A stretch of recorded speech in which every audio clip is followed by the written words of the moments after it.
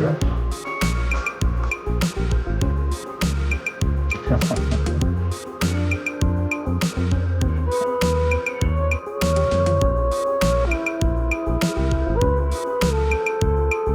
hey, what's going on, baby? You are the first one today, my friend. Welcome to the Dennis Herrera show. We're about to start. Omar, how are you, my friend? Irma, God bless you guys. Thanks for joining me here again, once again. You know, Miguel Salinas left a message to people saying to come and join us live at 5. He put so much pressure on me, I had to hurry up and get here and do it.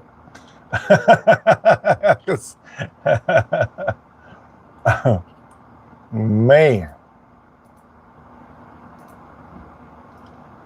Did you guys get to catch the morning live today? It's a little bit heated in there, I think.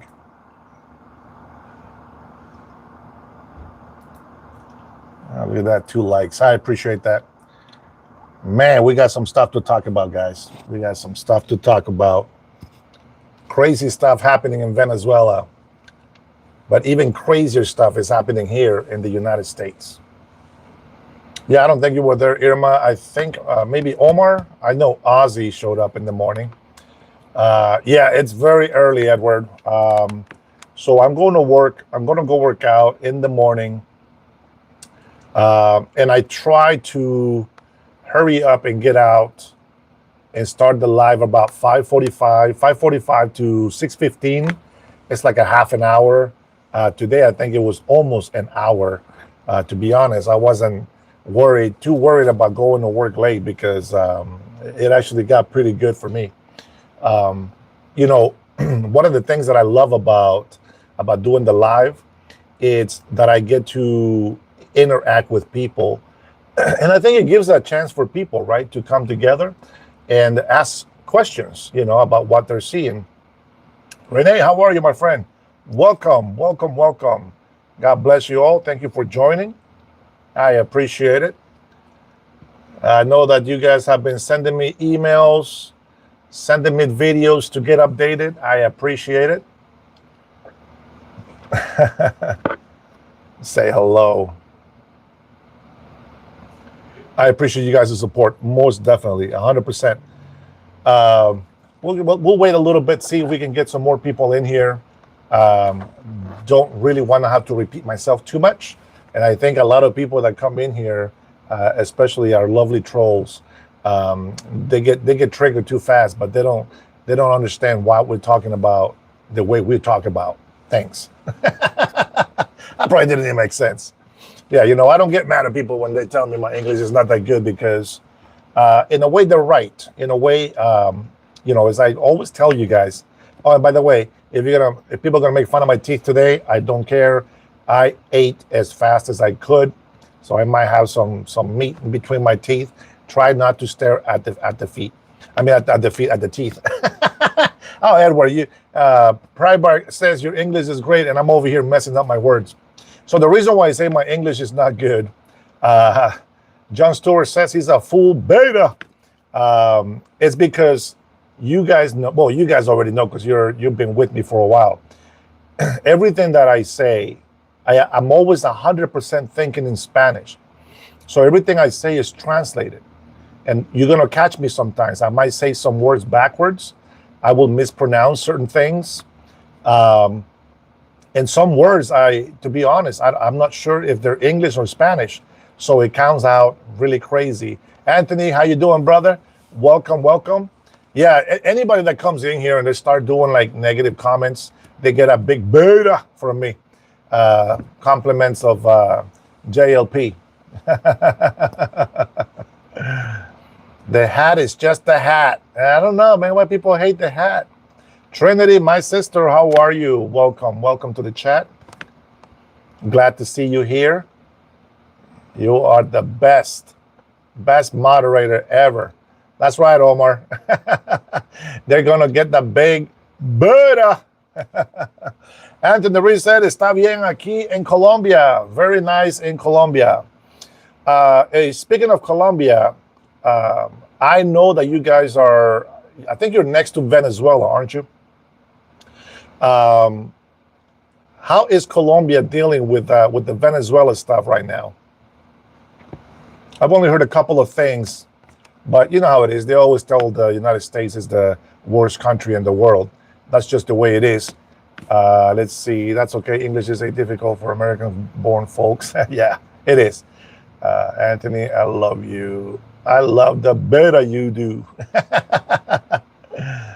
um, yeah. So a lot of people have been getting triggered by us changing the Department of Defense to Department of War. What they don't realize is that Department of War was actually the name. I believe it was Ronald Reagan, right? That gave the name, I think, if I'm right. Remember Epstein Island? Yes, we do. Bienvenido a Ignorancialandia. BJM is a famous poet that likes to put words together in Spanish, but they don't make sense for some reason. Junior says the War Department. That's right. 6 mayors from Colombia went to Washington to complain about Petro. Yeah. One thing that people might not know is the oil from Venezuela. It's low quality, okay? Nonetheless, the United States, it's actually prepared to do very well to refine any kinds of oil, so to speak.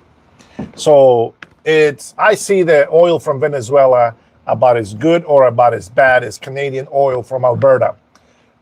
Which I wish that we can have Alberta as a state here for the United States of America. I think there's a lot of right-wing minded people, which means they're hardworking. They respect the Constitution, they respect the country, and they abide by the law. And that's exactly what the kind of people that we want in this country. Now, we have been in Venezuela, as you guys already seen. We shot down a boat that was going to bring some drugs over to the United States of America. Now, of course, they were not directly coming here. They have to make pit stops, but this is the route that they take. They have been surveillance. There have been some communications. This has been going on for a long time, and we're not playing games anymore. Before they used to get away with it, but not anymore. So, so the fake president, Nicolas Maduro, decides to have two F-16s do a flyby close to the Navy ships of the United States of America. And, they're still stuck on the F-16s. Yeah, we got some. We got F-22s, F-35s.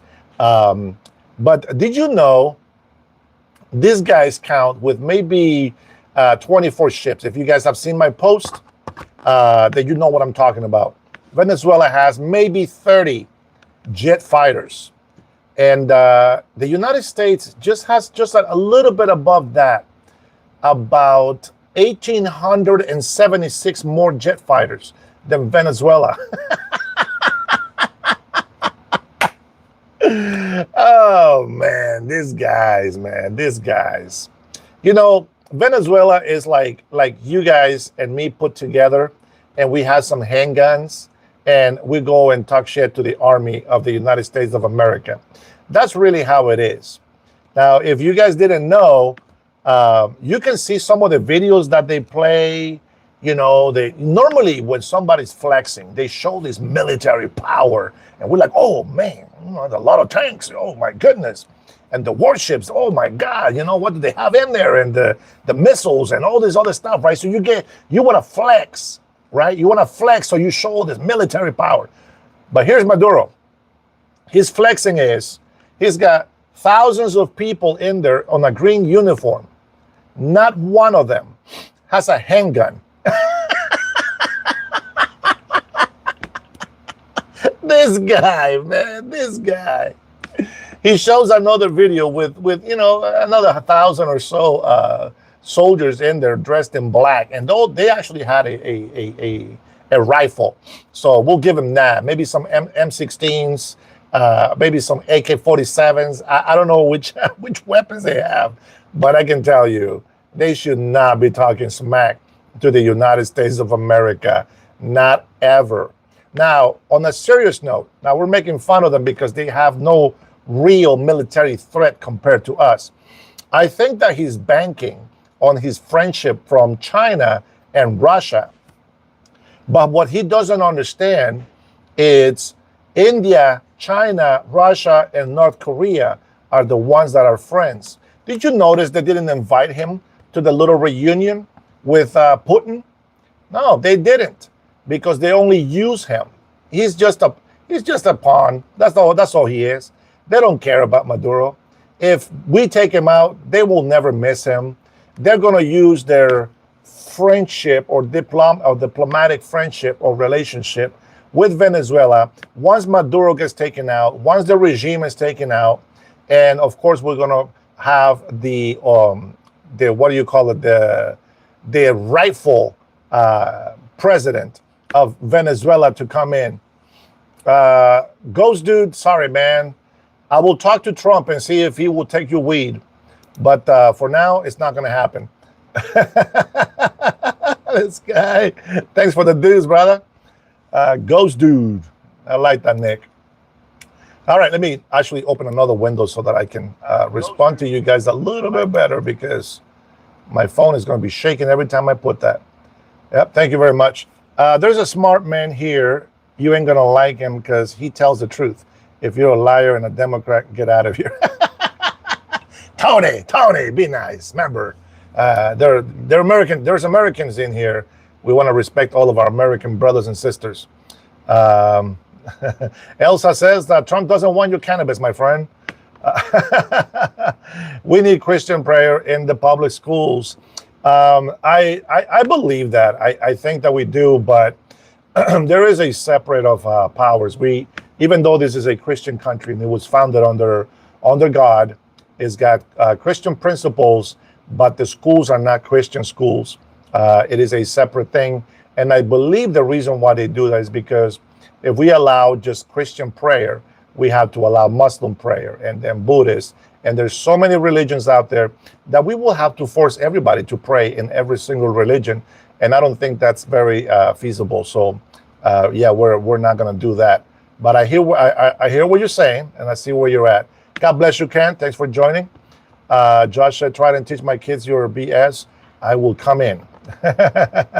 Josh, if you're talking about God, my friend, he loves you. This is the reason why you stop by in here, so you can hear those words.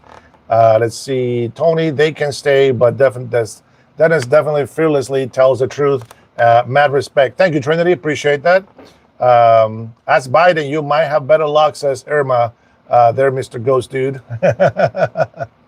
Live from New York, says Sly, 100%. How you doing, Sly? Welcome to the chat. Welcome to the chat. Matt says, you all knew when you came here illegally that this day would come. And that is true. And that's actually a very good point. Hugo says, why don't you acknowledge? I'm not sure what. Beta, finish your sentence, Beta. I don't know what that means. Hugo, you forgot to write something? Let's see. Tony says, this is our culture. Our families died and shed their blood for our culture and for the American way of life. Get your culture and go back to where you came from. Hey, Tony, God bless you, man. I really believe that about Americans. And that's what makes this country very special. It is the sacrifices that Americans have actually done for this country. Where all these illegal immigrants that come in here right now demand them rights. They haven't done jack squat for this nation. So you guys have no voice. You got no rights. The Constitution, we the people, is for the American people. The people that can vote to make changes in their country. If you cannot vote to make changes in this country, you are not we the people. Period. It's actually very crazy that there is illegals that have been infiltrated in the system. I mean, they have become firefighters. They have become police officers. And don't be fooled. Just because they're firefighters or police officers doesn't mean that they're good people. Maybe these are some of those corrupted police officers that we hear about, on the news and stuff. So, you have a lot of infiltration into our authorities.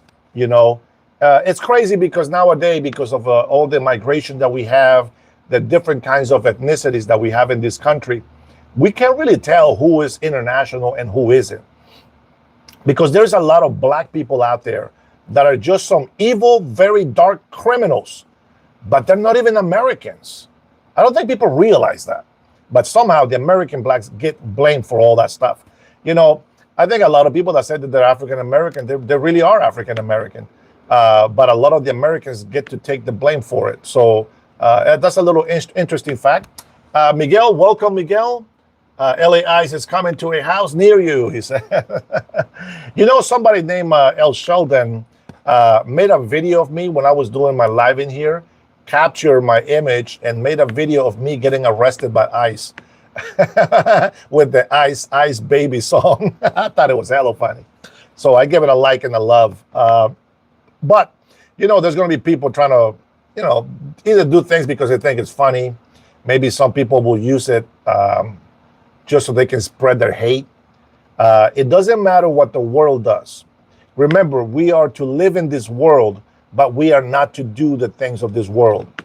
I had a conversation today with a coworker, and, I was telling him that there's no way that I can be a pastor right now. I said, I'd be cursing too much.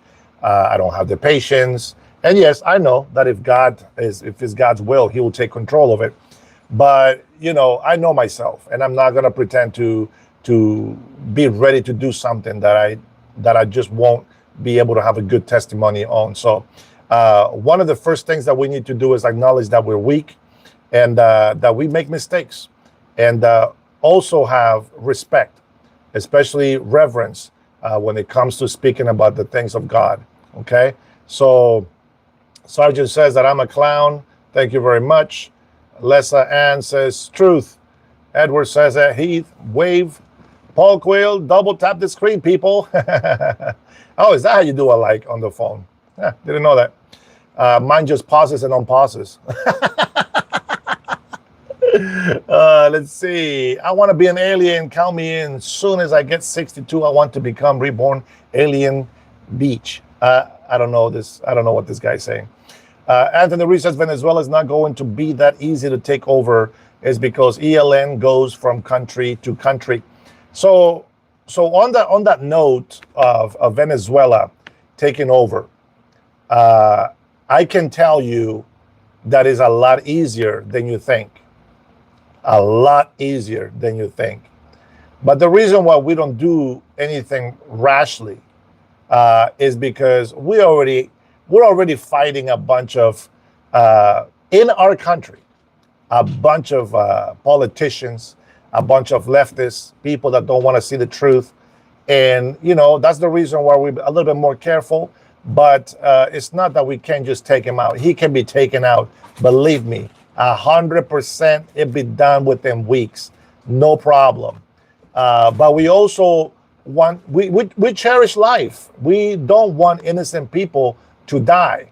And just so you know, most of the people that are in the military for Nicolas Maduro, they're just desperate, poor people that are trying to make a dollar.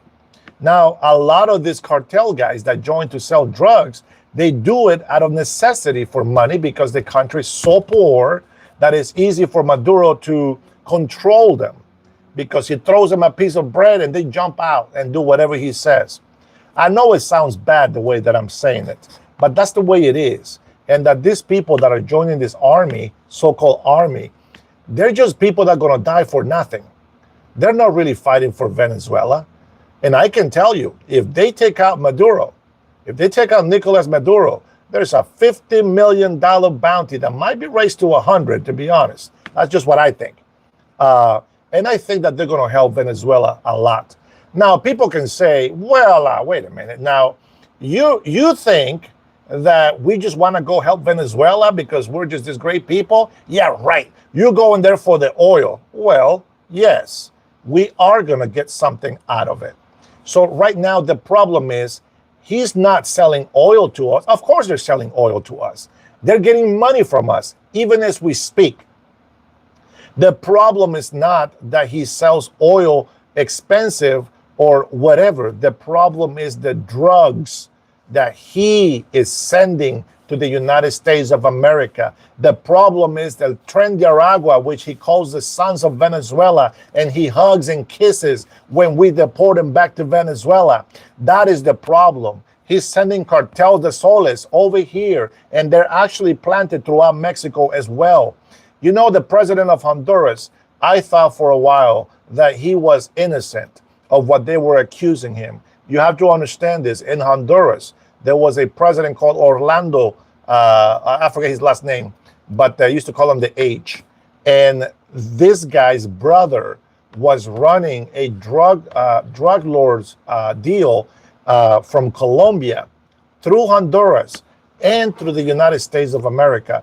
And then I defended him because, he didn't seem like he was involved. Everybody knew the brother was involved and this and that, but I think that his name got tarnished because of his brother. They did threaten to kill his family, so he pleaded guilty for that. Now, just so you know, one of the proofs that they showed that he was involved, get this right here.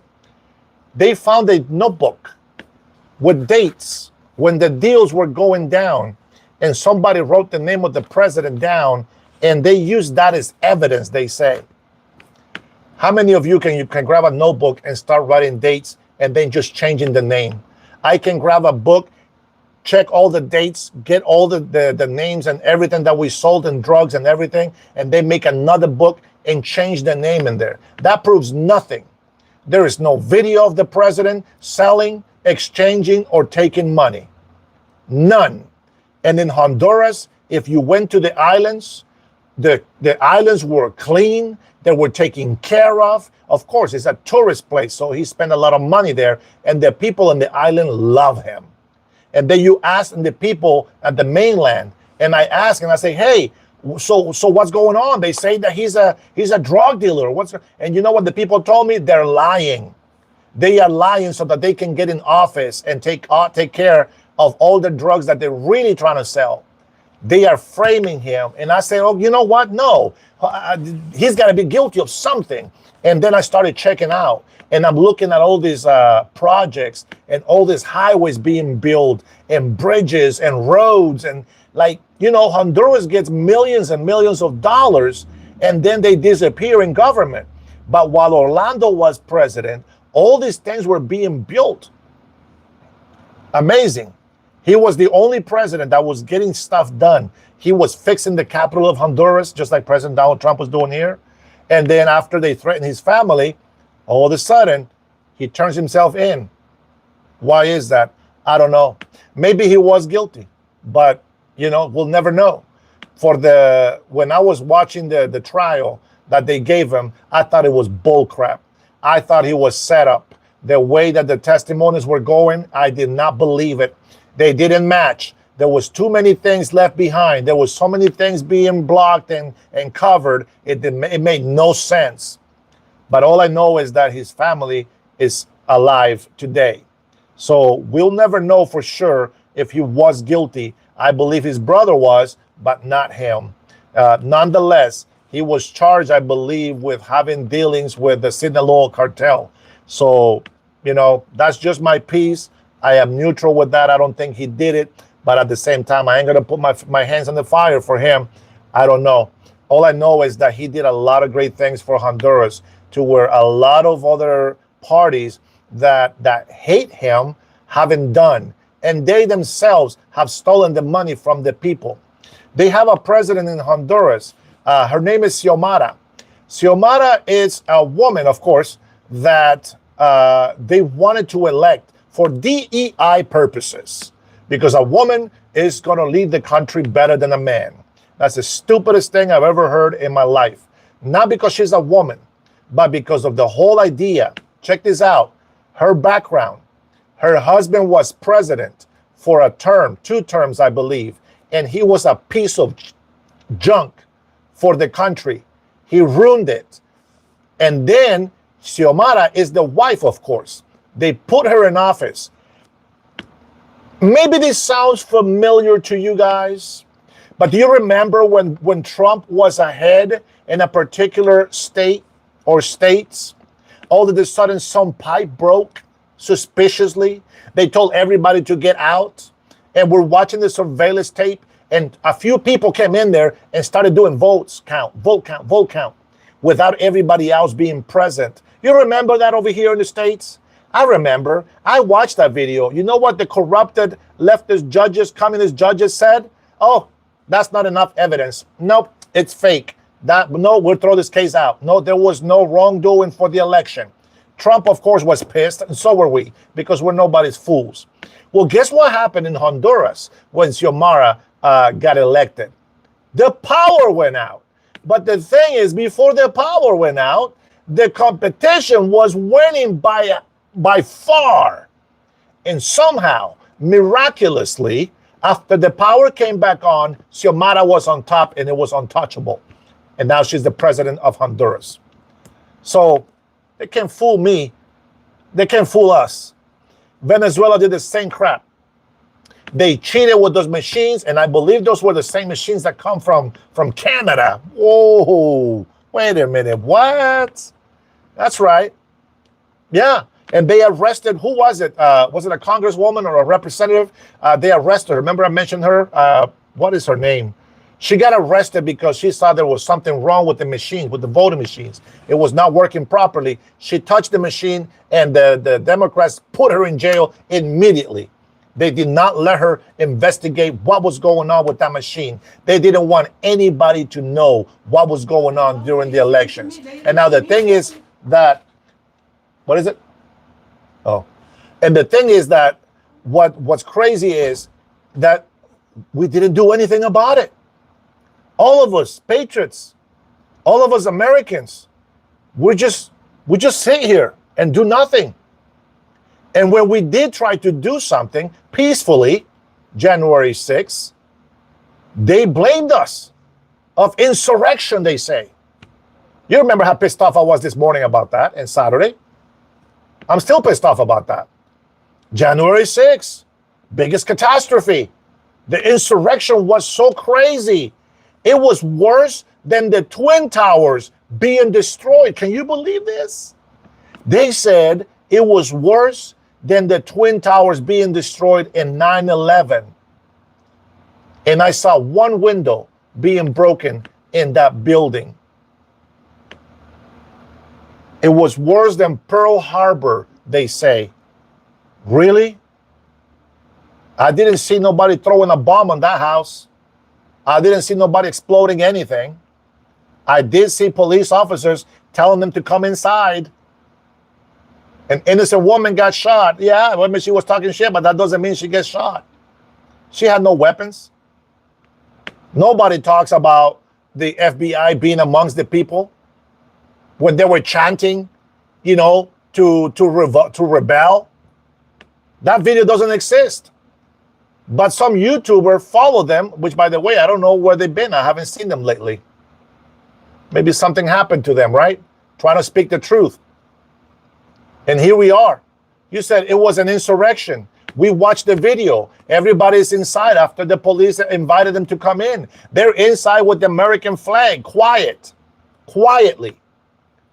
The moment they shot that lady in there, the police started acting like fools, and you had the FBI and some of the fake Democrats pretending to be Republicans started to make a mess and started rioting outside like they do with Antifa and all of them. We don't do that. We don't do that. The left does that. And what's the other thing? Here, I'm going to give you some proof. You ready for the proof? Watch this.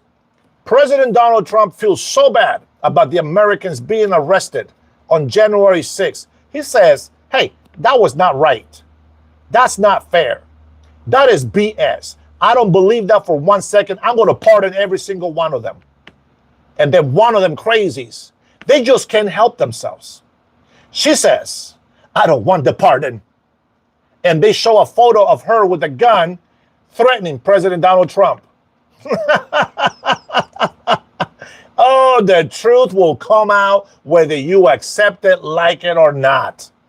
What I'm saying is Americans voted for Donald J. Trump. They cheated, got allowed it for two reasons. One of them is so that the leftists, and let's be honest, millions of Democrats have come to the Republican side, not to be Republicans forever. I'm sure that when the Democratic Party gets reconstructed with real Democrat patriots, we're going to have some real elections again. But since the communists took over the Democratic Party, that doesn't happen. You have to understand something. Communists do not want a party to run against them. Just like Nicolas Maduro in Venezuela, he doesn't want to have anybody run against him. He cheated the election. He is a communist. You know what he did just lately, and you guys probably already know this, but the United States have made some statements that we're going to take care of Nicolas Maduro one way or another. Well, Nicolas Maduro and his generals are over there on live television in Spanish, of course. Now they have translators, so you probably heard about this already. So they were saying, if the United States come to hurt us, don't think that you are safe. They threaten the lives of the opposition. They have a president ready to be president, legitimate president that the people voted for, that the Venezuela voted for, the real guy. And they have some at the administration, it's ready to go. Now, if you say, wait a minute, is Donald Trump trying to get the United States to come down there and do a regime change? Maybe. It's better than the guy that's sending drugs to our country who has killed hundreds of thousands of American lives. You say, oh, it's no big deal. Let me give you a little secret here, just between me and you. Mexico is next. And with that being said, we cannot tolerate or allow Venezuela, the terrorist regime that supports cartels, to bring drugs to kill our American kids. There is a lot of students ready for college again, right? Guess what? We just found 200 cartel people got arrested not too long ago with 500 pounds of drugs that they can do whatever they want with them. What is, anybody know the name of that drug that keeps you awake so that you can study all night? It's not a drug that will kill you, but it is a drug that a lot of college students use. Hopefully, you have taught your kids not to do drugs, to work hard, get some rest, and you support them so they don't have to go to these drug side things. Okay, Adderall. I think Adderall. Okay, thank you. So Adderall is being laced with fentanyl. 1 milligram, I believe it is. 1 milligram of fentanyl can kill you. And this is what the cartel says about your American lives. And not just the American lives, but foreigners that are here on visas, etc. When they take this drug, evening, Alex, how you doing, brother? I saw somebody else in here. Miguel, are you in here? God bless you, brother. I know you're always very supportive. Thank you. There you go. Somebody said they found 200 pounds, they say. Let me see, what is this? Oh, Bobby, thank you for the 10, brother. It says a Republican former congressional candidate, Larry Savage, was charged with stealing ballots during a test of a voting care in Madison County. Be careful with this guy's propaganda. Trump's on the list. So it doesn't have to be a Democrat. The point is, we want, thank you for your support, brother. The point is that, Larry, that what we want is, it's not just Democrats. It's any corrupted politician. This is why I say, when you come into this channel, it's not about being Democrat or Republicans. The only problem, guys, and please understand this, I love Democrats. You guys are Americans just as Republicans are. I used to be a Democrat supporter, okay? That's not what I'm saying, is that you're bad. What I'm saying is that somebody stole our Democratic Party, and these people are communists. Communist, socialist, Marxist. That's what they do. That's what I see. And that's how I call them. So if you're a loyalist Democrat, I'm not talking about you. And I understand if you support them, I get it. You know, it happens when you have loyalty. This is why I don't have a loyalty to a party. But I respect Republicans when they're right, and I respect Democrats when they're right. The whole idea about being an American citizen and having two parties is not for the whole country to be red or for the whole country to be blue. It's for the whole country to be able to say, option A, we love Americans, prosperity, we're going to fight for this country to be free. Option B, we love criminals, we hate Americans, we put you last, and we're going to allow any country to come in here and destroy this country. Which option do you want, A or B, right? And that's how we choose. We choose for the best candidate that is the best person and administration for this country. And that's all we're saying. Nicolas Maduro, this guy goes on and on threatening Venezuelans. If you don't do what I do, you are dead. If you don't say what I say, you are dead. If you don't follow what I tell you to follow, you are dead. These people, hey, Heath, how you doing, brother? God bless you. Thanks for that too, brother. That's how he is. If you want to see a dictator, a real tyrannical dictator, and you want to compare anybody to Hitler, well, go on. Go compare Maduro with that. Leave our President Donald Trump alone. He is kicking some ass. And right now, you guys don't know what he's doing for Hamas. Oh, I can't wait for this surprise. But Hamas is about to pay big time. He's about to find out who the United States of America is as well. But I can tell you, the United States, whatever the United States presence is, those countries are safe. I know every single country will have people that hate the United States of America, but the people that suffer, the people that see what the United States brings to the table, for those people, they back him 100%. I know Cubans that back him 100%. I know Puerto Ricans that love President Donald Trump. Hondurans that love President Donald Trump. Mexicans that love President Donald Trump. In this country, we have a lot of different cultures, backgrounds, and ethnicities from different countries that have become Americans. They love President Donald Trump. Everybody that wants this country to be successful, to be prosperous, they know that they have to honor and respect it, because this is the only country that actually gives their life for other countries to have life. Man, God bless America. God bless our military. God bless all of our servicemen and women. I know that some women don't like to hear this, but Batman, there you go, brother. God bless you. A lot of women don't want to hear this because they think that we're being sexist, okay? But I'm going to tell you something. When it comes to military service, if I try out for the military right now with my body, I would fail. And if I try to pick you up in the mud, my knees will buckle and they will hurt, and I can't do it. So I can serve in the military. And I can tell you, women will not be able to pick my ass up at 275 pounds, plus maybe 50, 60 pounds of weight on my back. They won't be able to pick me up if I get hurt. So I will say this, there is women out there that are stronger than I am, and they probably can. But we should not lower the standards for men or women to come into service in the military, especially if they want to do combat in the ground, on the ground. That's just all I'm saying, not being sexist. I'm just saying, women can serve in the military. Women are smart, very smart, but you also need guidance. All I can tell you is the people that are in office right now for the military are perfect for the military. I just saw, I don't know if they were real military people, but I just saw a woman and a man, I don't remember what the rank was, but they were yelling some nonsense in a court, I believe, and it was saying something, wake up America, blah, blah, blah, you know, talking against us and the President Donald Trump.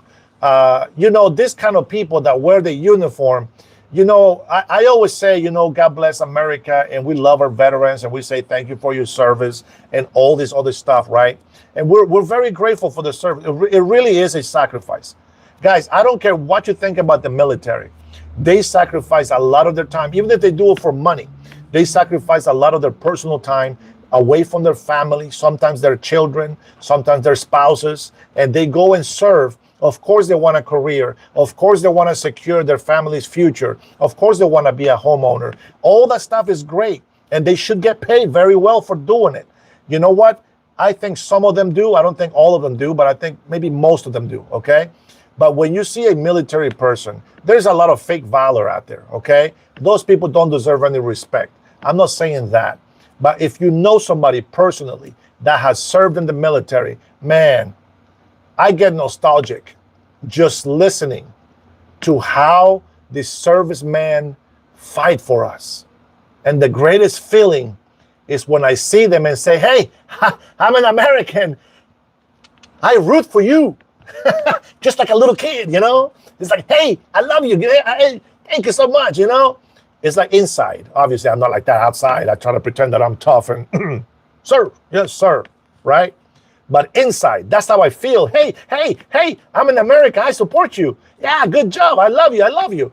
You know, I know it's not even about being funny, guys. That's how I feel inside. And, you know, and I hear the stories like Pete, thank you, 98, like Pete Hegseth, right? When he talks about we are making warriors, think about that. Before we were making wusses, but now we're making warriors. Tell me, who do you fear the most?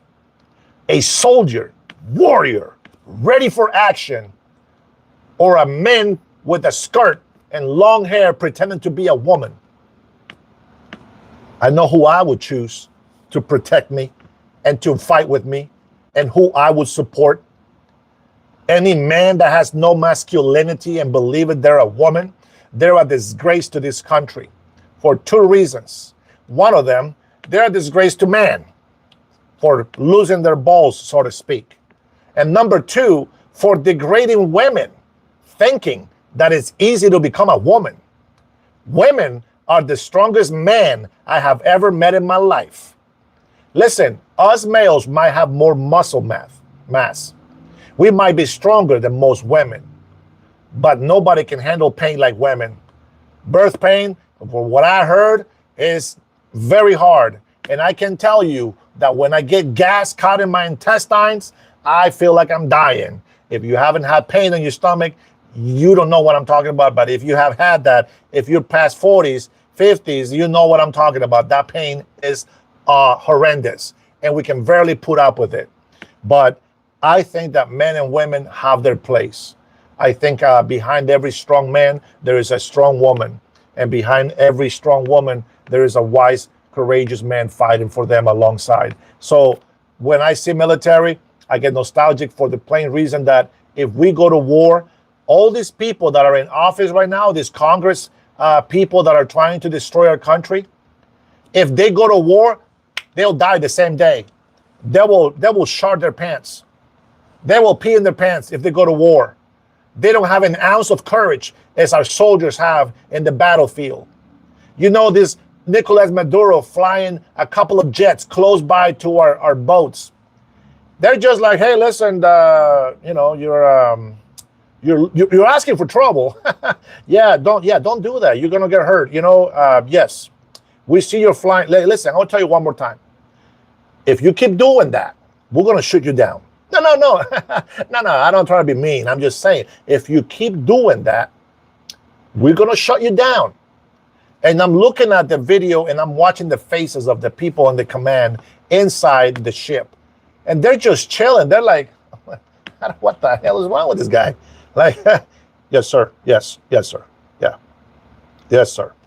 Now, President Donald Trump has given the kill sign to the commanders of the destroyers.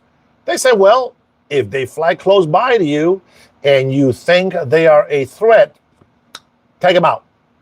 Get rid of them. So he sends, 10 F-35s?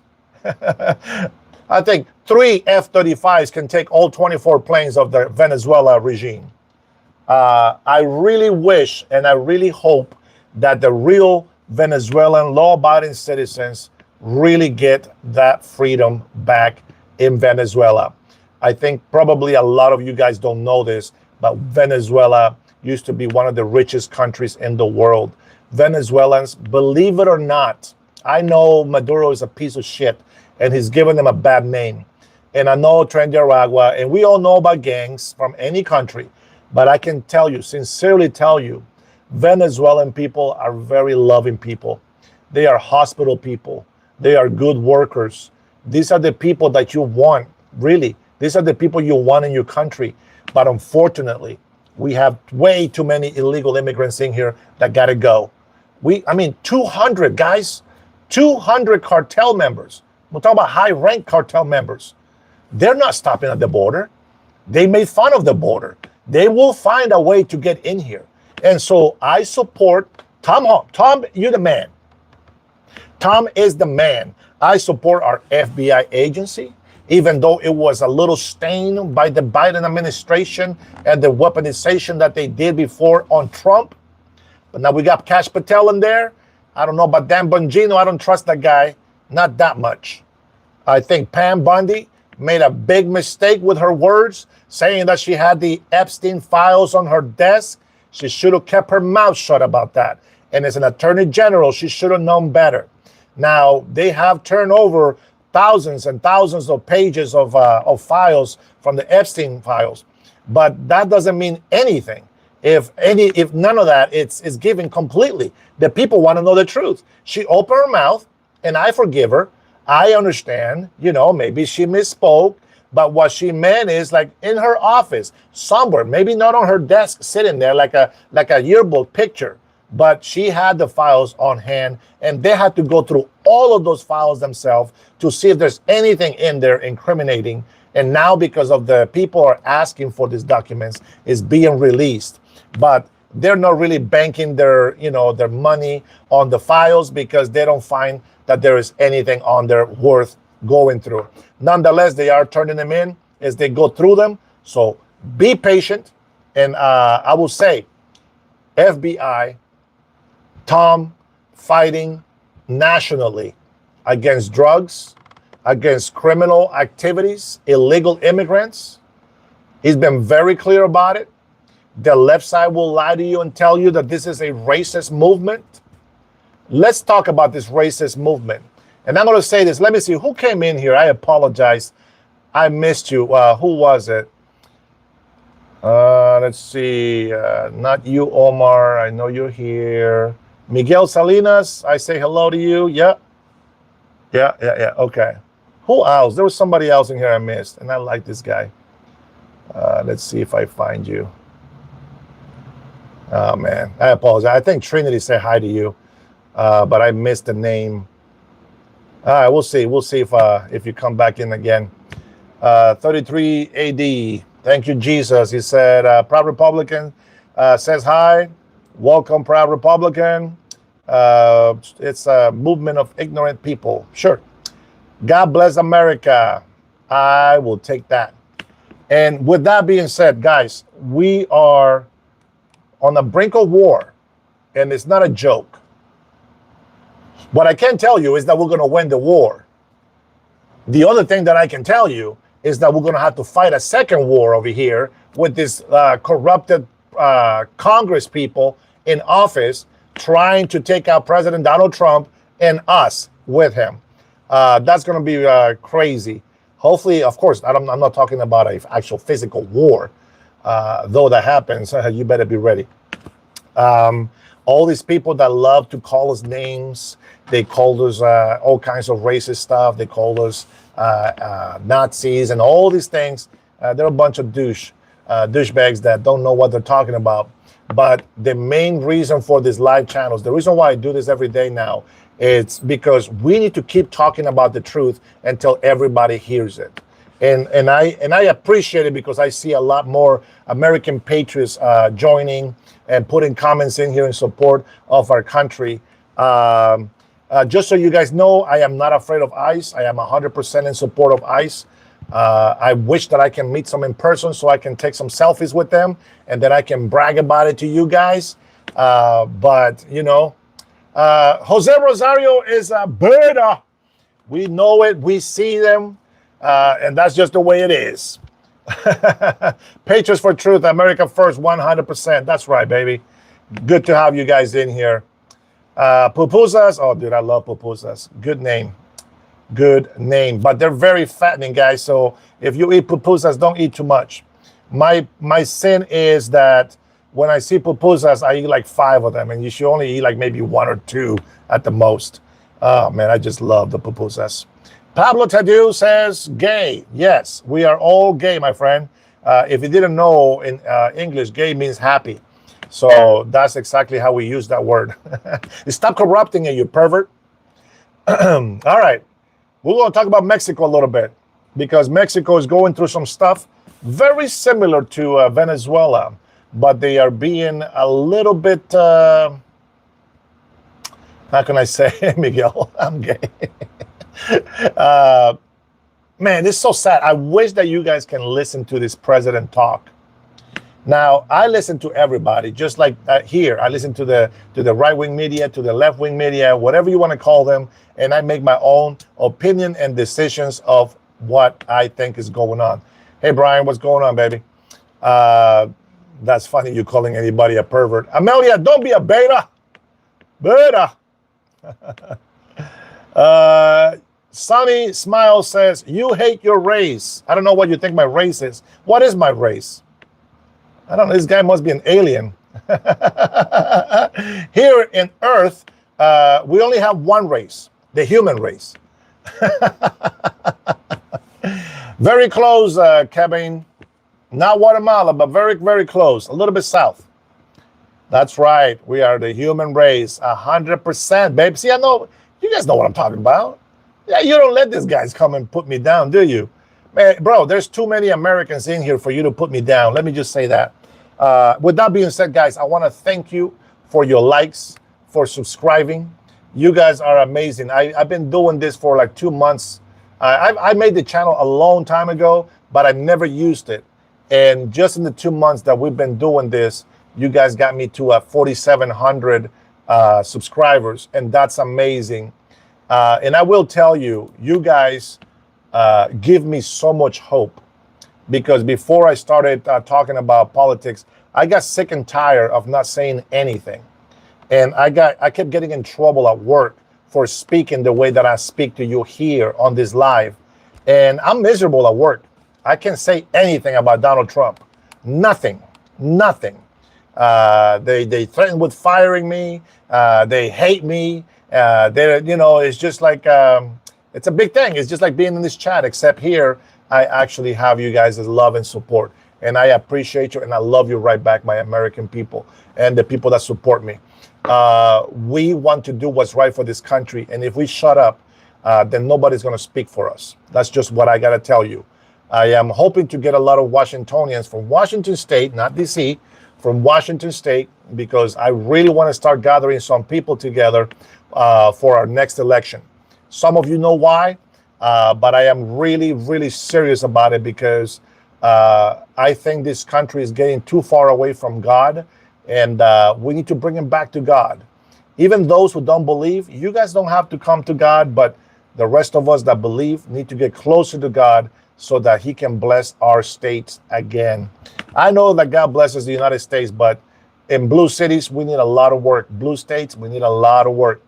Here in Washington State, about 68% of the state, it's Democrats. And I know a lot of Democrats are starting to see the reality that there is no Democrat Party.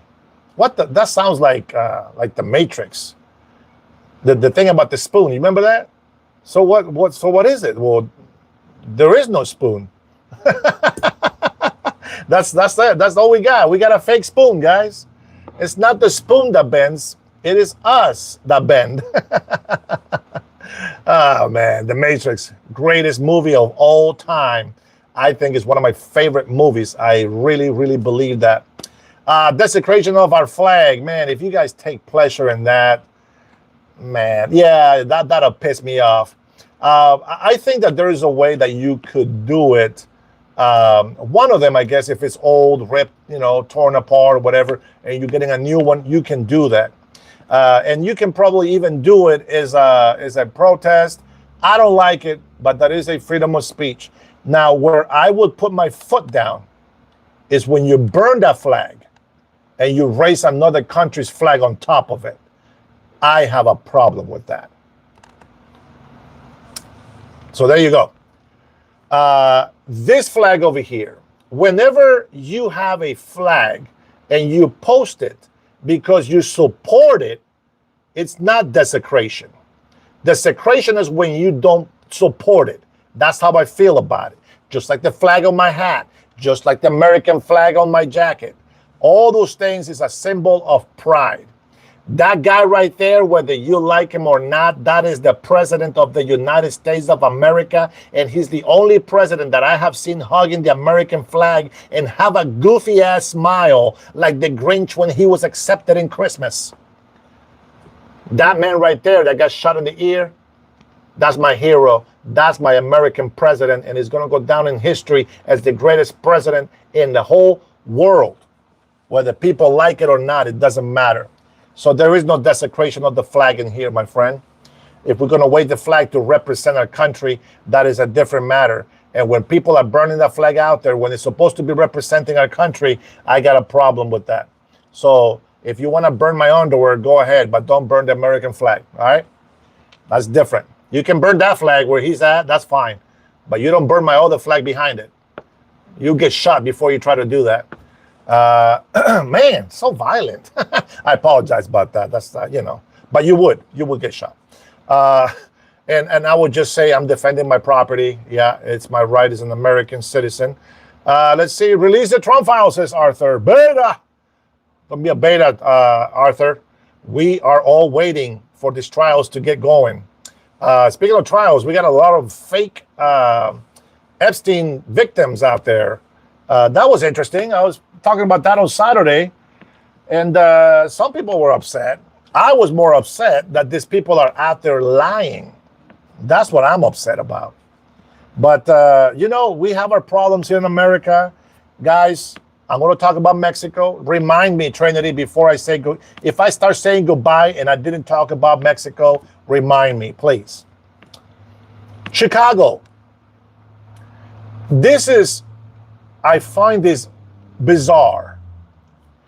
When Donald Trump says we're going to get rid of crime in blue cities.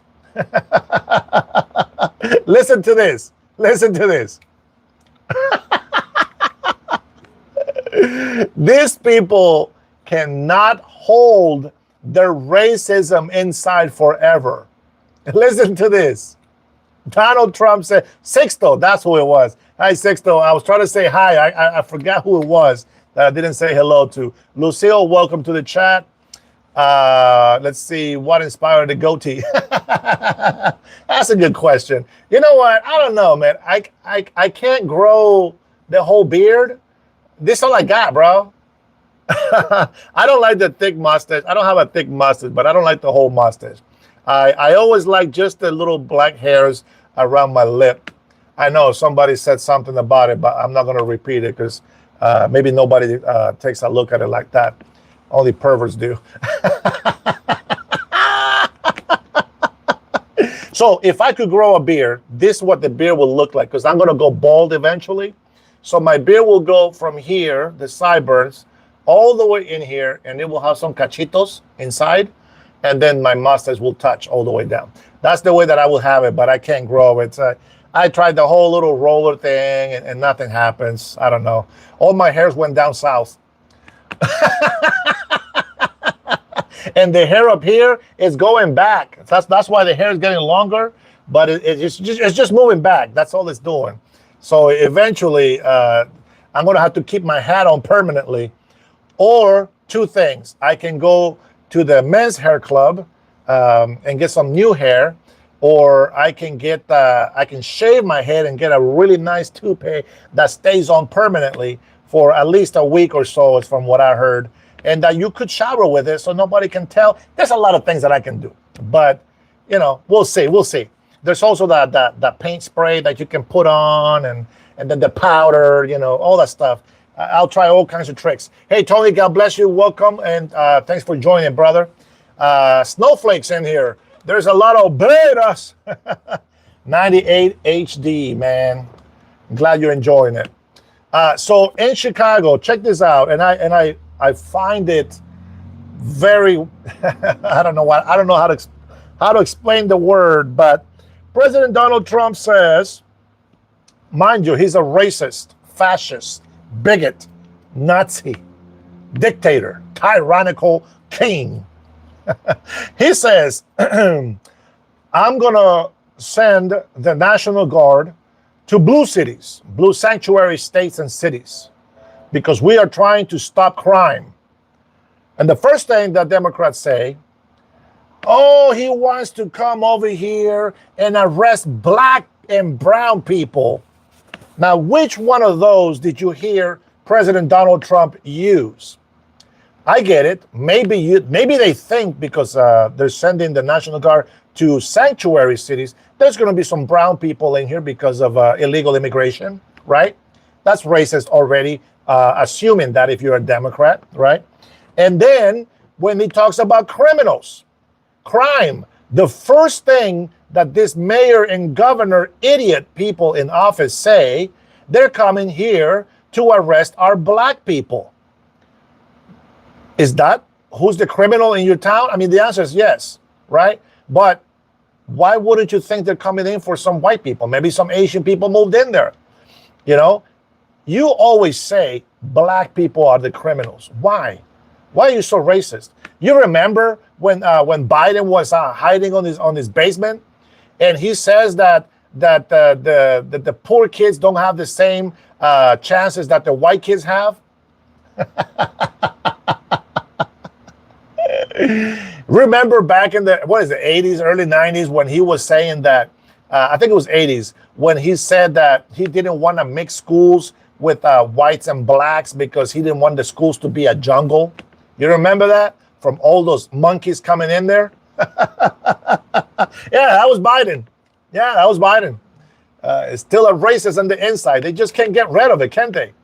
But it's funny that every time that we say we're going to clean up crime, the first thing that the Democrats like to say is they are racist because they want to come in here and attack our black people. Like, why do you think that every time somebody mentions poor or criminal, it means black people?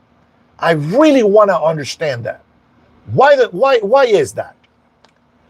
Oh, and here, if you don't vote for me, you ain't black. You remember that? Oh, man. You can't make this shit up, guys. Come on. Trodon is a super chat. Support his channel. Thank you, Heath. Appreciate your support, my brother. God bless you, man. Ask him a question, like, and sub, and you haven't. Oh, if you haven't already, he says. Appreciate it. Edward, this clown, Edward Winter. Let's clarify, because Edward is the alpha that is in our a subscriber list, but Edward Winter is a beta, not the same Edward. You don't get the same respect as the real original Edward in the house. Angela Mata says that was Biden.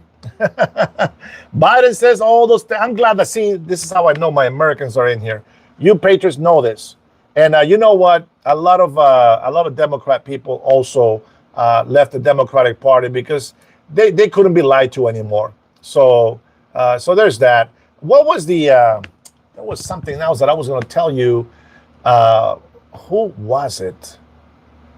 Oh my God. I think there was I don't know if you heard this story, guys, but there was a black woman, and she was a Muslim as well, was caught accepting like some money. I don't know if it was $5,000, $10,000, or $20,000. And she said that she's introvert. And so she was feeling very, offended, or I don't know what the whole thing that she said, but she was making excuses for getting caught taking a bribe. And I'm like, what the hell does that got to do with you being black or a Muslim? That's the only excuse that they have. You see, these people are so used to playing the victim that if you say anything that is true, and it goes against their crimes or their lies, they automatically go, oh, well, I'm black, you're racist. Bro, you have a gun. There's a video of you robbing the store. You are a criminal. Nothing to do with you being black. You happen to be black, but you are still a criminal. It's not the color, it's your actions, if you haven't noticed. Good night, TLC. JP still wants free Palestine. Hey, JP, I got some good news for you, but don't be saying it out loud and don't be sharing it with nobody else out there. Hamas is about to get what's coming to them. Let's just say it that way. Jorge, wait, you are Honduran. Diamond Jenny, how gay you are. Yes, but we're all gay pretty much. We're always very happy. The guilty are the loudest, says Vanessa Mariposa. Mariposa traicionera. You're welcome, Edward. You are the real Ed in here, man. Oh, hey, Edward. Eduardo is also Edward. He ain't white. He's a brown cerote. Oh, we have a Salvadorian in here. Honey Biscuit has no spine. Not sure. I don't know if I read that wrong. My bad, my bad. Albert Garcia is a Mexican. I know by the way he talks. Nopal, you cactus face, he says. Tony says he's happily married. Yes, Tony, I know. 98 says parking lot Palestine. Did you guys know, and I find that very interesting, El Catracho Maga, that's right, baby. I hope that Honduras also gets some of that love that we're getting from President Donald Trump here in the United States of America. One thing that maybe you guys do know already, but one thing you may not know about Israel is that if Israelites try to become Palestinians, they can't. But there's a lot, thousands and thousands of Palestinians that have become citizens of Israel.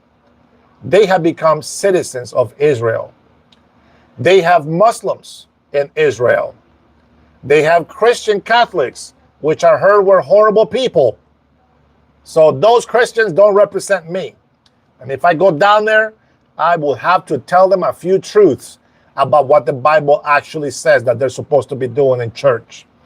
But that's not my job today. My job today is to let you know that God loves you and he sends his son, Jesus Christ, to die for our sins so that we can have a chance to heaven. All we got to do is repent from our sins, accept him as our Lord and Savior, and acknowledge that he is the Son of God.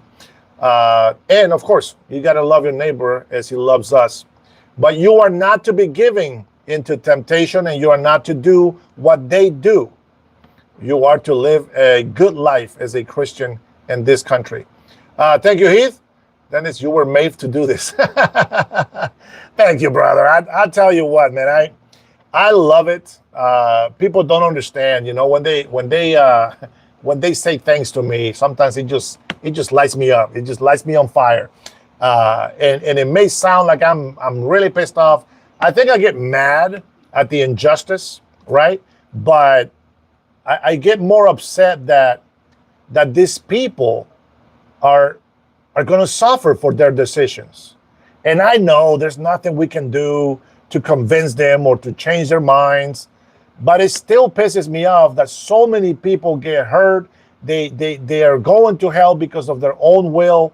And that's just, you know, it's heartbreaking either way you look at it. You know, that is the difference between us and them. We look to forgive people. We look to love people. But unfortunately, they like to push us away. They like to hate us. They like to wish evil upon us. We like to pray for them. They like to curse us. We want to give them help. They want to destroy us. They want to lift them up and make them come out of whatever hole they're in, and they just want to bury us alive. That is the difference between good and bad. If you don't believe in God and you want to know what the difference between good and bad is, that is exactly what they are. One helps the other, and the other one destroys the other, okay? And that is the only difference between good and evil. Now, I will tell you that it doesn't matter how good you think you are on this earth. Nobody is worthy of being saved. And the only person that can save you is Jesus Christ. And we are washed by his blood. And that's what cleanses our sins. Not to say that we're perfect, not to say that we're righteous, but we are to fight the good fight on this earth, meaning that as long as we live, we have to give testimony that what we do is choose good every single time, and that God Almighty, our Creator, the one that we wrote the Constitution under, that is the one God that we serve. And that is the God of Abraham, Isaac, and Jacob. That is the only true God, and that is who I serve. So I know that I heard today when President Donald Trump was addressing for Christianity, he acknowledged that the Constitution was made under God. He acknowledged that this country was based and built under God. What did he say? Judeo-Christian principles, I think is what he said. I don't know what the exact words were, but we had a prayer to bless this country, to give our leaders wisdom and knowledge. And, you know, the goal is to have at least 1 million Americans.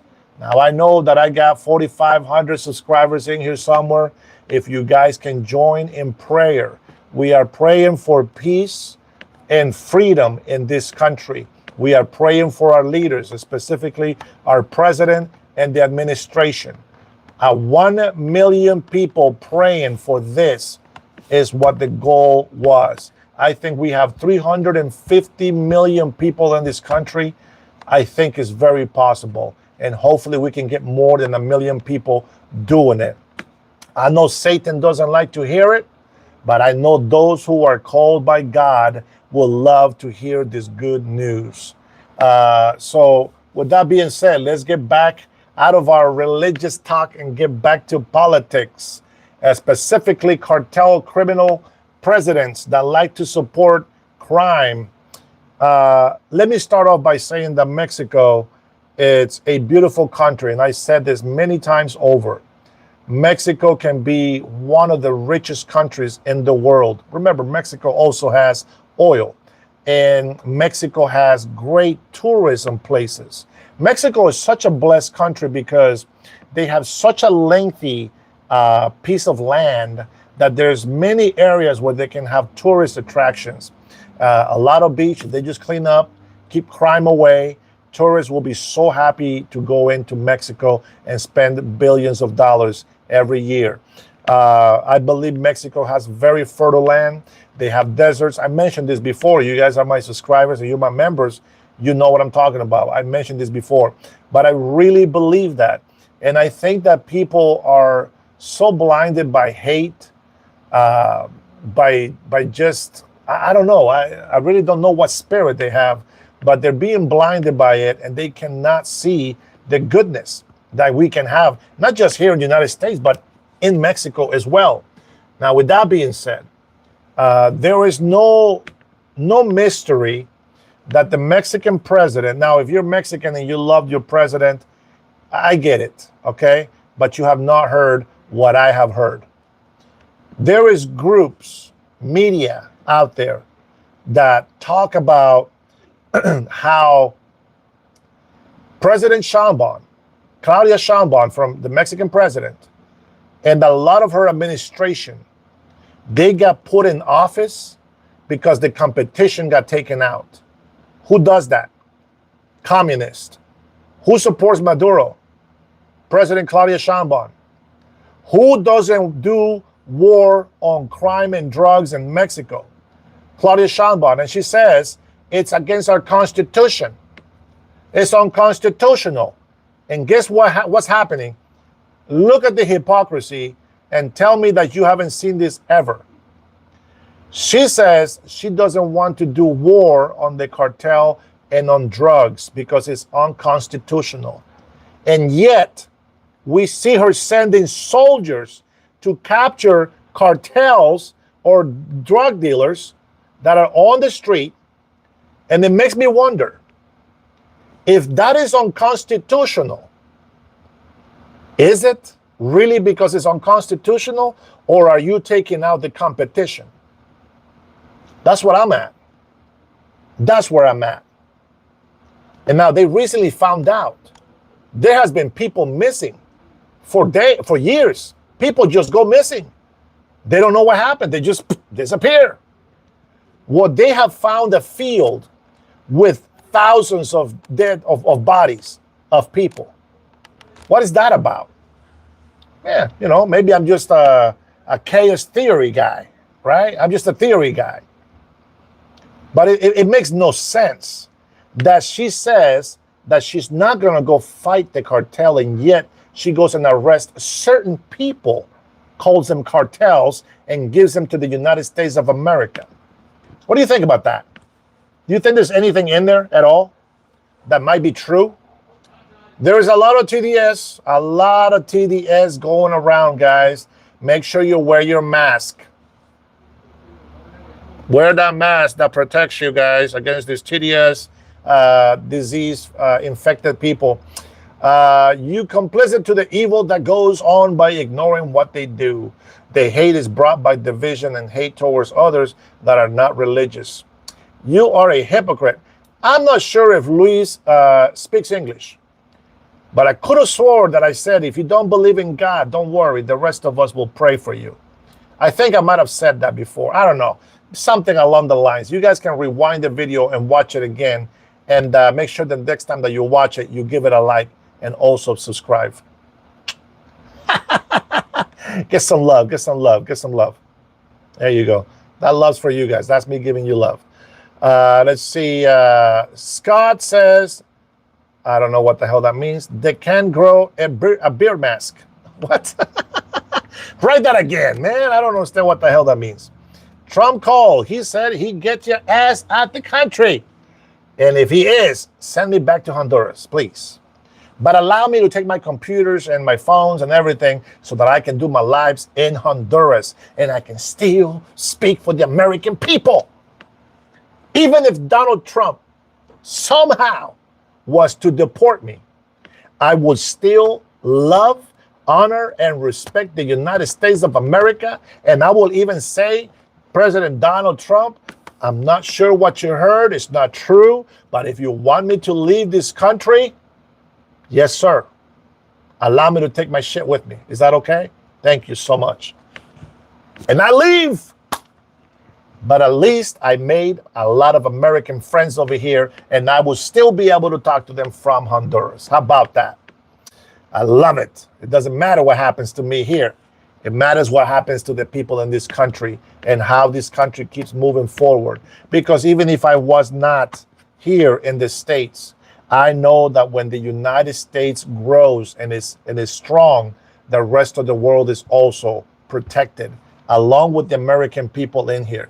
And if you are American and you are in here and you don't love this country, you are entitled beta. Irma says, thanks for the bit of information. Saludos a los hondureños, says Sixto Ibarra. Sixto, I used to have a friend when I was in Honduras. I'm from El Barrio Cabañas in Honduras. I used to have a neighbor, like, right, kitty cross, like, what do you call that? Diagonal for me? Anyway, in the same alley, in the same pasaje. And his mom, their family had money. They own a 2-story house. And he had the real cars, the real toys. And so sometimes he would invite me over to his house and we'll play with his cars. And, it was fun. But whenever he came over to my house, all I had was a piece of wood about the size of my microphone case right here. And that's what I would use to pretend that it was a car. That was my childhood in Honduras. So, yeah, to be back in Honduras as an adult, it's such a big change. I can actually go to a restaurant. I can actually work. I'm actually an adult. And, I can fend for myself, to where as a kid, I wouldn't be able to do that. So if that's how it went down, my little tierra, my little dirt, my little piece of my little piece of third world country, as some other people might call it, a shithole, to me, it's the land that gave birth to me. And I will love it forever. And I will stand against any corrupted government that they may have on.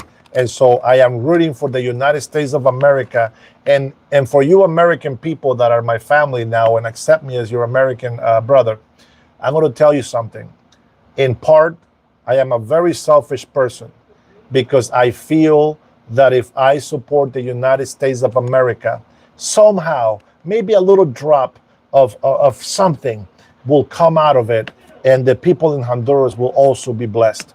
I pray, and it's my wish every day, that the United States becomes so strong that they will come and help Hondurans become a better country. I will tell you, we have a lot of criminals in Honduras. Some of them get caught over here. They're raping, killing, selling drugs. That's the garbage that we don't want in Honduras. But unfortunately, just like every other country, we have those people. And I hope that one day the United States can go to Honduras and help us out. I started telling you a story, right, with Xiomara, the president of Honduras.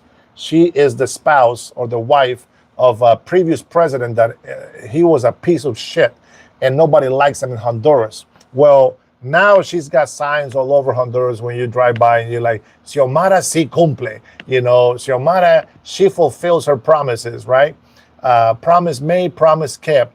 Bull crap. Every single promise that she has made, she lied about. There's a vice president. His name is Salvador Nasralla, and he ran for as a vice president. He won.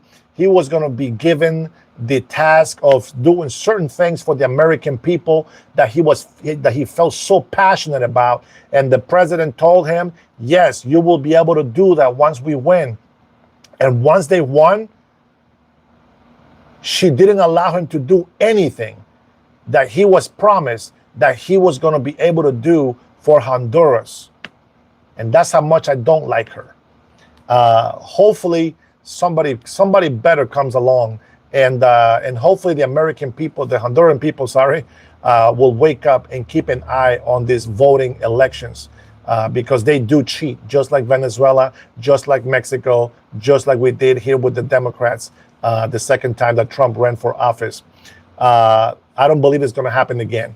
I believe the United States is more ready for that, and I hope that Hondurans are more ready for that moment as well.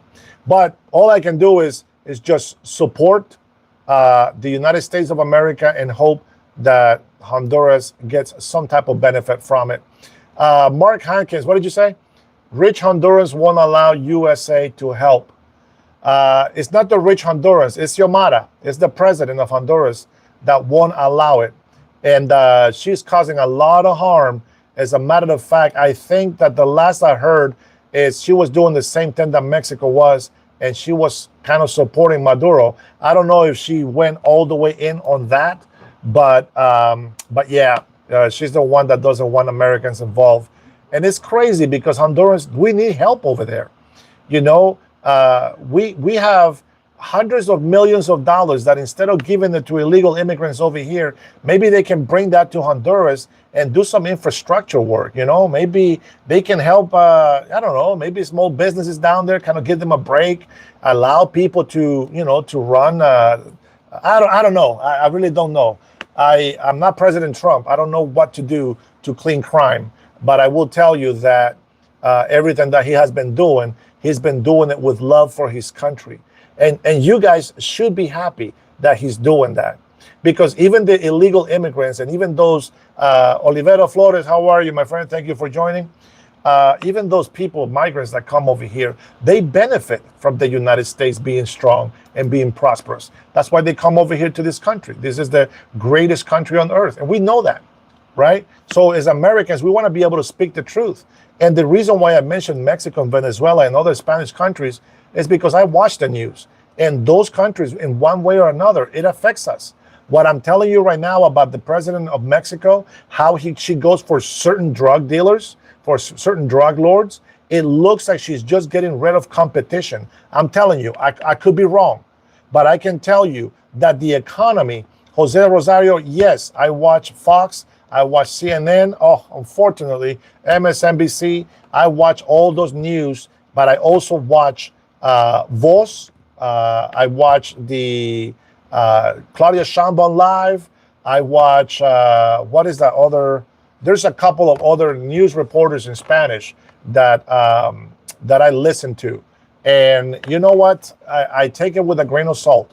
I don't believe everything that anybody says, but what I see makes sense. That what they're saying is true. You know, what was her name? The lady that came to Fox and talked to the American people, Lily something. She is in the Senate, I believe. And if you guys remember that fight in Mexico from the Senate, right? There was a guy in there that beat up like 2 people in there. Man, he looks so strong. I want that guy on my side. That's the kind of Mexican I want to have next to me fighting. That guy looked like Oscar de la Hoya, but with some muscle on. You know what I'm saying? That guy got some size. Hey, Michael, thank you for the dues. Appreciate you, brother. God bless you, man. Take off that hat. I don't think so, homie. We are in the United States of America, and we are proud to be making America great again. Whether you illegal mofos like it or not, America first, suckers. If you actually learn to support that, you will also benefit from the United States of America being great again. Let's see, what else do we have? We have the cartels. I'm going to tell you something. Maduro's going down. Maduro's going down, no question. How? We don't know yet, but I'm seeing a missile landing somewhere. Oh, man, I can see it already. Just poof, done. I really want to know what President Donald Trump is doing in Gaza right now. He is busy, and he's smart. The news reporter asked him, hey, so what do you plan on doing? When are we going to do this and that? He's like, I'm not telling you. You're going to ruin it.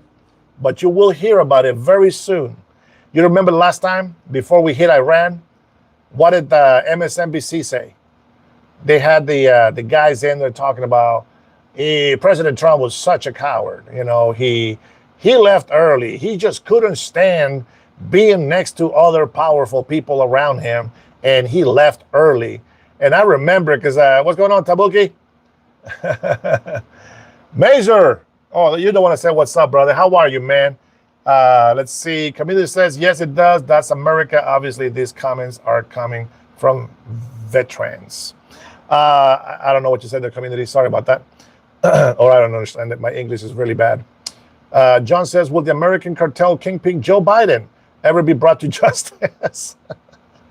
Guys, to be honest, I think he's already paying the price for all the evil he has done. I hope that he finds peace, though. It's not good to live the way that he's living. It's just not. I pray for Joe Biden.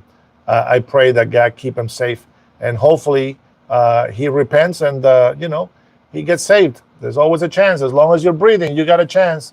As long as you can talk, you got a chance. Let's see. Lessa says racists make racist remarks. Yep, I agree with that. 100%. B-Say's out there, sir, says Doug. Thank you, Doug. God bless you, man. I appreciate that. Prayers, thoughts, I'll take all of them. I love getting praise over my life and my family's protection. Of course, 100%. But, this is a real thing that's happening in Mexico. And I don't want to say it was nostalgic to see the Mexicans that are really fighting to get Mexico help.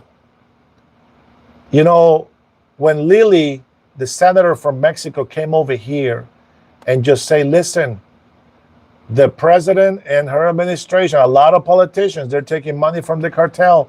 That is the truth. What you have heard is true. And we need the United States of America's help with the cartel. But they don't want to get rid of the cartel because they're making money off of it. But we believe, the real patriot Mexicans, we believe that we can do it. As Mexican says, si se puede. We can do it. And I believe that.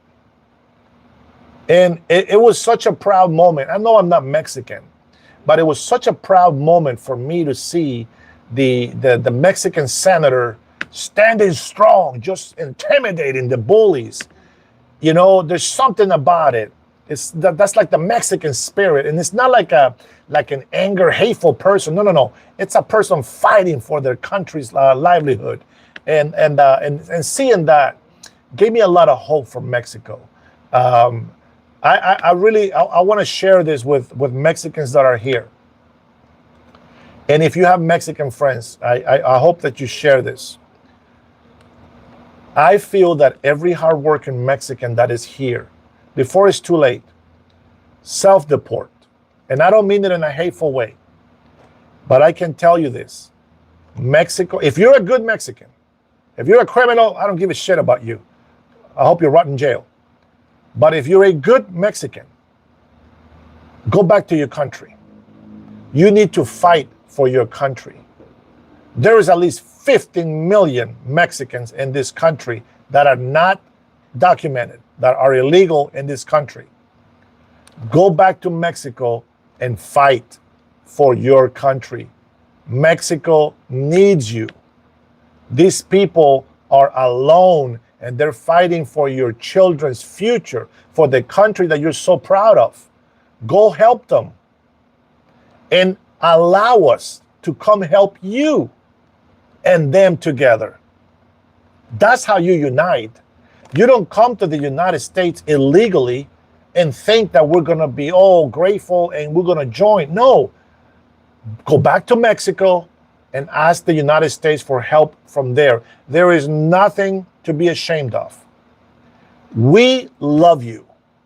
And I know every single American on here will tell you that they love you. So believe me, as an American citizen, if I'm to stay here, that's great. I'm blessed. And I will fight for this country no matter what.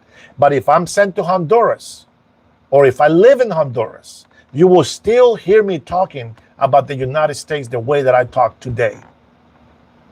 I do not hate the police officer because they arrested me and put me in jail. I don't hate the police officer because they are arresting family members. I don't hate the ICE agents because they're deporting illegal immigrants and have deported some of my family members. No, it's the law. We need to respect the law. And in case you didn't know why I went to jail, when I was very young, I had a son, and I was taking care of my son.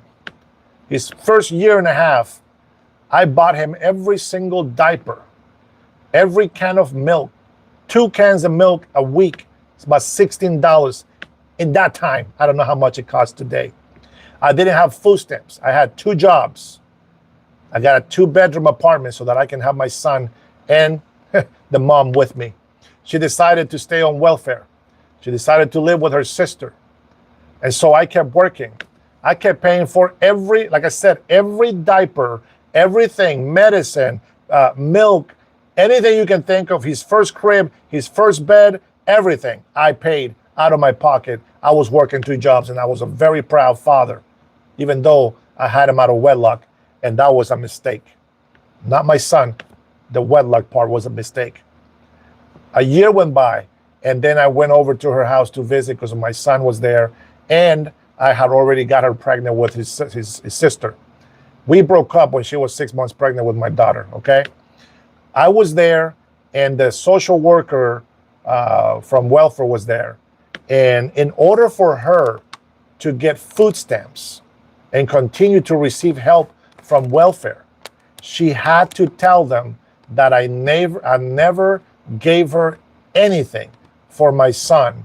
I was stupid. I didn't understand what the hell she was talking about. So I was like, yeah, whatever. As long as you keep getting help, you know, I'm down for it. And don't worry, I'm still going to help you. And so there it was. A few months later, they slapped a warrant for my arrest. And I didn't know. I've been supporting my son this whole time, but they slap a warrant for my arrest. And when the police officer comes by, he comes over, and I wanted to take my daughter to the car. Her mom was so mad. She's like, no, let me put some shoes on. I was like, don't worry. I'm not going to walk her. I'm just going to sit in the car with her just for 5 minutes. I got to get to work, you know, just a little bit. So I just want to kiss her. I want to spend a little time with her before I leave. And so she got mad. She called the police, told the police that I pushed her, which I never even got close to her because we just were not together anymore. And even though I had a witness with me that what she was saying is a lie, the sheriff that came over was the sheriff that I've been speaking with for the last couple of years when I was working at Taco Bell. And he was the one that was encouraging me to become a police officer, and that I would be a great help because I'm bilingual. I speak English and Spanish. And he said, and you're fit, and you'd be a great fit. And I told him, I said, in order for me to be a police officer, I had to be an American citizen. And I'm only a green card holder, so I cannot be a police officer. And so he says, well, I am here, right? That night, he says, I am here. And Dennis, I'm not going to handcuff you because I know you're a good kid. He says, but you have a warrant for your arrest. And I said, for what? I'm not a criminal. I never done anything wrong. No, he says, it's none of that. There's a warrant for your arrest for child support. I was like, wait, what do you mean child support? I've been raising my son myself. I pay for everything. Every single thing that he has, I bought. And he says, I believe you, but there's a warrant for your arrest and I have no choice. I said, I understand, Sheriff. I'm sorry, sir. It's just, I can't believe this is happening. So they took me into jail in Everett. And as I'm coming into the jail, oh, fresh meat, yeah. And I'm like, what? This ain't no prison. This is a jail. It's a holding jail. This is no prison. This ain't the pen. What is wrong with these guys? And I was like, I am not sleeping at all tonight. Somebody come close. I'm breaking somebody's jaw. And believe me, I could have. And so they put this little thing, a hard, like plastic thing on the floor where I'm supposed to lay and sleep. Oh man, I was dozing off the whole night, but I never fell asleep. The next day, I guess the judge, it was like a Friday night. Yes, I lost my job because I didn't make the phone call. I was arrested, and that made me lose my job. Okay, it sucked, but something better came after that. And I remember, man, the guard came out and he's like, Dennis Herrera. And I was like, right here. I fall asleep. And he's like, all right, you're good to go. And I guess the judge has signed a release paper, just giving me a court date to show up months later. And I showed up to court. And I met with the lawyer outside of the court. And they started taking 50% of my checks since then. Now imagine that. 19, maybe 20 years old then, child support for the next 22 and a half years. I never got a tax refund, even though I qualified to receive up to $5,000 every year. Never saw that. Never got to clear any accounts, any credit card, anything. There was never help for me. I didn't qualify for food stamps. I didn't qualify for medical because I was making too much money. Now, the reality of it was that I was not taking home that much money. So it was very hard to find a way to pay for my rent, etc. Nonetheless, I never gave up, and I became responsible, and I pay my child support for as long as I had to pay it. And you know what? Maybe I don't have a relationship with all my kids, but I have a relationship with the kids that count. And if someday in the future they want to come and be with daddy, daddy's going to have his arms wide open for them. They don't have to do anything to earn my love, just like you don't have to do anything to earn God's love. But you do have to repent from your sin. You do have to believe, and you do have to accept Jesus Christ as your Lord and Savior. So, kids count, kids that count. Meaning, that's a good question, CH. Kids that count meaning that, I've always tried to be there for my kids, and I cried for them, and I hurt for them. And it was really tough. I'm a soft man when it comes to my children. I love my children. But when I say the ones that count is that the ones that have that communication with me, they're the ones that count. The other ones, the reason why I say the ones that count is because that means that they are the ones that have reached to me. Now, if the other ones reach to me, they will also count, right? But if they don't reach out to me, they don't see me as a father. Therefore, if they deny me, I have to deny them. If you deny God, he will deny you. It's biblical. I'm just saying. I'm not saying that's God, but we are made in his image. And every story that I tell you guys is a life that I have learned from the Bible. And if I do anything wrong, that's my own doing. If I do anything right, That's his doing. Just remember, and I said this a few lives ago, where I am weak, he is strong. Where I fail, he is successful. When I become small, he becomes greater. Whatever I am sad, he makes me happy and fills me with joy. When I have no strength, he picks me up and strengthens me to continue going on in life.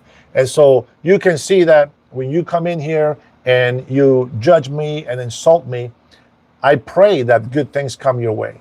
I pray that you see something positive in your life so that when you speak with other people, it will reflect that love and respect and that peace and that joy that you feel inside. Because right now, with spewing all this hate, all you're showing is how you feel inside, and you have no love inside. Maybe you can love some things, but you have no love inside, because every word that comes out of your mouth, it's hateful. It's trying to put somebody down. It's not edifying. If I say Democrats or Republicans, as long as Americans stand together, I am not putting down anybody. I have been down before, but now we're back up. So if you're down right now, you can come up too as well. There's nothing that keeps you in your state of depression, in your state of hate. We all have to suffer in this life. Some of us probably don't suffer at all. But if I tell you my life, I suffer almost every day. But every day I pray to God that something very small comes into my life to make me smile. You know, I find this one thing. My daughter, which is my last kid, okay, is my last baby. I find that when I'm in my car driving, now remember I told you I used to have a photography business, but I used to do a lot of landscape photography, right? So I will go on hikes and all this stuff. And even though I love doing that, I love being in nature and all this stuff, there's times that I would be in my car and I will feel sad, maybe a little depressed. You know, when you go out in the clouds, there's nothing in your brain, right? It's empty, like a lot of the people spewing hate in here. All of a sudden, I baby my daughter. You know, I call her my biscuits, you know, and I call her these names. And I'm in the car, baby talking to nobody.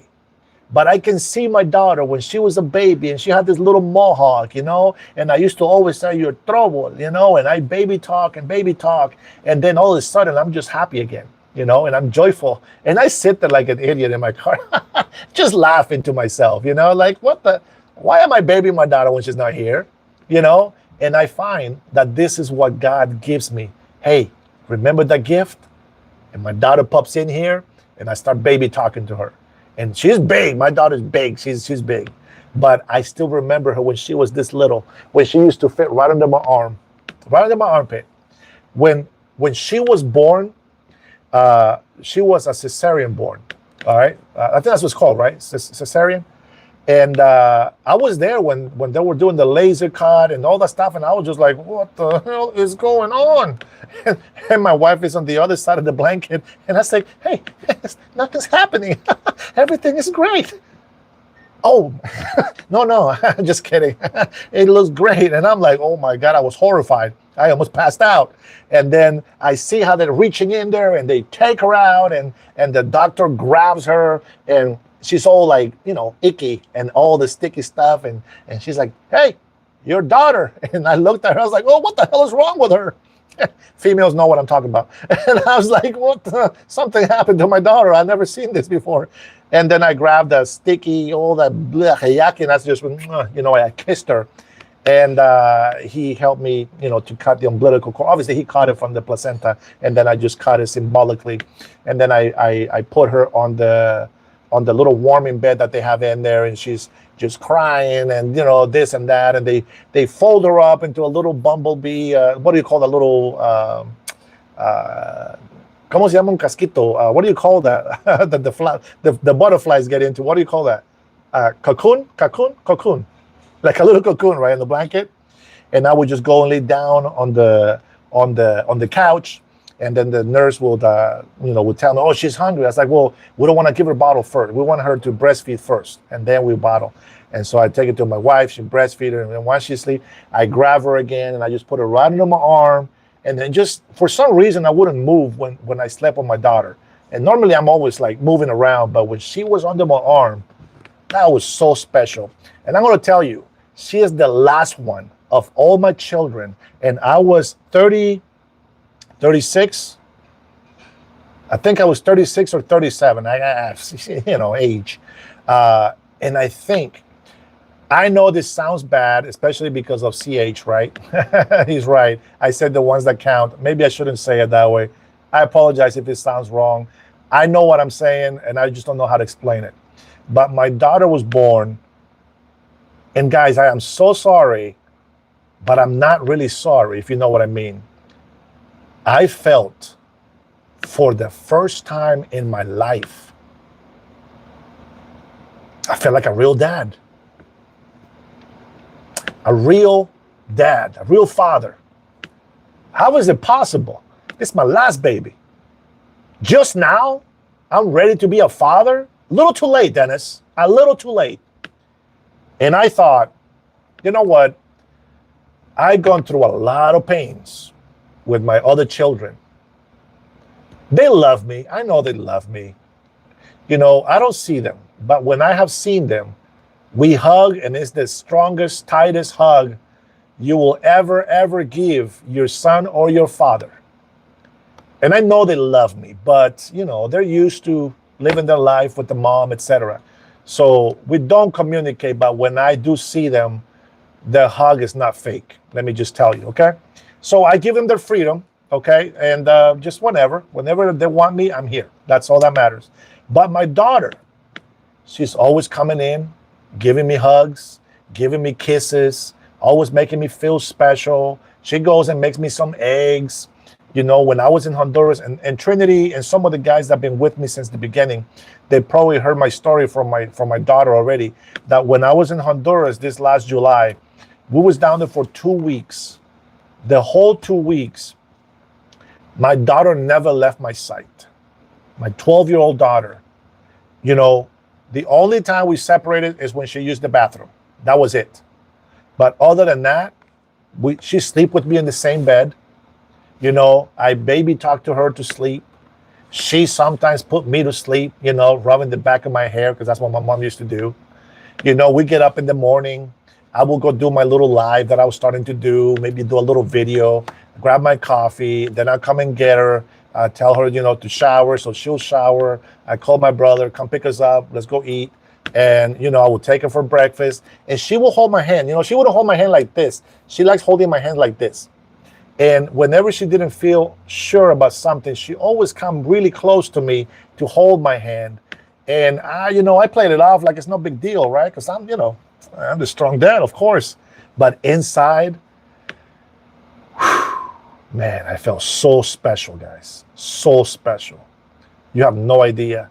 We ate together. We went for walks together. Everything, the whole time was just me and her, and she telling me stories. I'm telling her stories. She's like, Daddy, what about this? And I will tell her, oh, this is where this happened. And matter of Trinity, I promise you, I'm going to make a video, and I'm going to show you guys where I'm from, where the barrio is, where I was born. It doesn't look the same as when I was a kid, of course, because now, you know, this pavement and things, you know, grass grows, whatever. But I will show you, all my members are going to see a video of my personal life.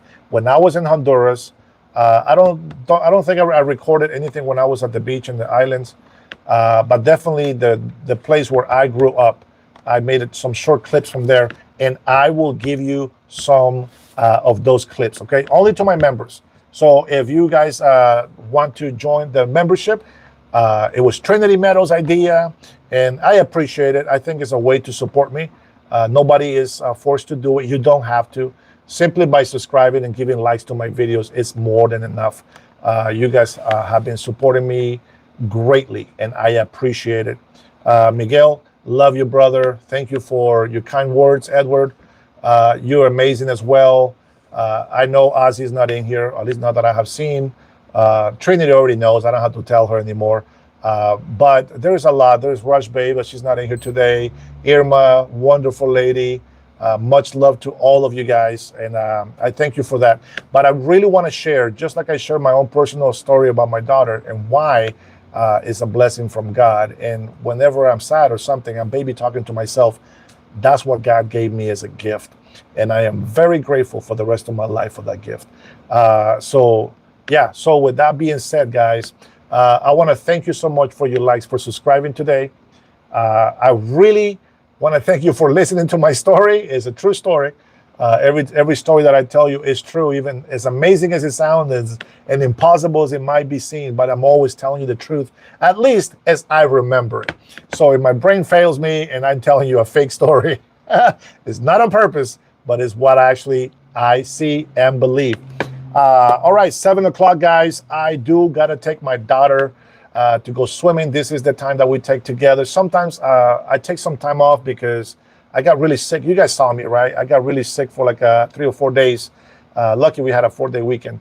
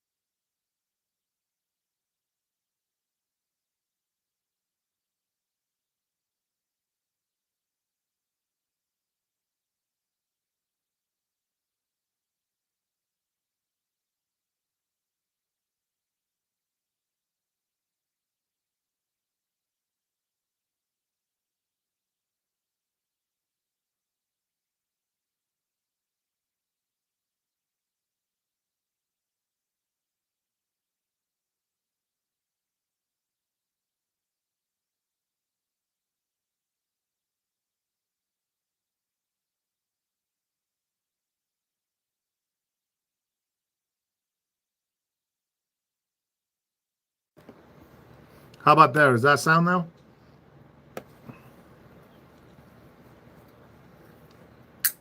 Sorry, guys.